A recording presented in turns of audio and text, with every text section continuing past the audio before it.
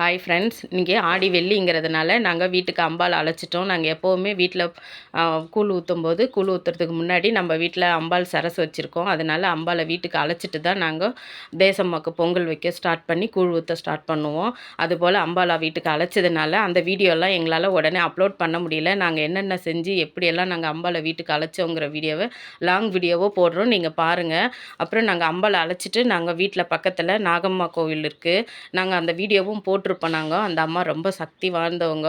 நாங்கள் அந்த அம்பாளுக்கு பொங்கல் வைக்கிறதுக்கு நானும் எங்கள் மருமகளும் வந்துட்டோங்க. வந்து பொங்கலெல்லாம் வச்சுட்டோம். இன்றைக்கி ஆடி வெள்ளிங்கிறதுனால நிறைய கூட்டமாகவும் இருந்துச்சு. சரி, பின்னாடி நாக சிலைங்க இருக்குது, அந்த நாக சிலைங்களுக்கு நாங்கள் பால் அபிஷேகம் பண்ணிவிட்டு மஞ்சள் குங்குமம்லாம் வச்சு பூ வச்சு கற்பூரம் ஏற்றி விளக்கெல்லாம் போட்டுட்டு நானும் எங்கள் பாப்பாவும் வந்தோங்க. வந்தவுடனே எங்கள் பேத்தி, எங்கள் பையன், எங்கள் ஹஸ்பண்டு எல்லாம் வீட்டில் இருந்தாங்க. சரி, குழந்தைக்கு வெயிலாக இருக்கேன்னு சரி பொங்கல் வச்ச அப்புறம் வாங்கன்னு நாங்கள் சொல்லிட்டோம். அப்புறம் அவங்களும் வந்தாங்க.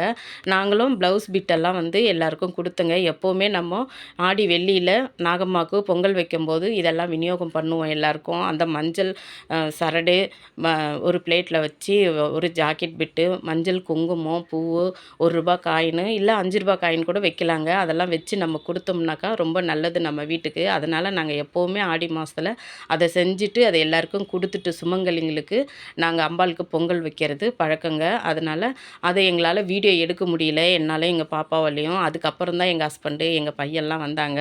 நாங்களும் நாகம்மாவுக்கு நல்ல திருப்தியாக அர்ச்சனை பண்ணி நாங்களும் பொங்கல் வச்சு அர்ச்சனை பண்ணிவிட்டு வீட்டுக்கு வந்துட்டோங்க. வீட்டுக்கு வந்து மாரியாத்தாளுக்கு கூழும் கரைச்சி வச்சுட்டோம். நம்ம வீடியோ பார்த்துட்டு சப்ஸ்கிரைப் பண்ணுங்கள், லைக் பண்ணுங்கள், மறக்காமல் கமெண்ட் பண்ணுங்கள்.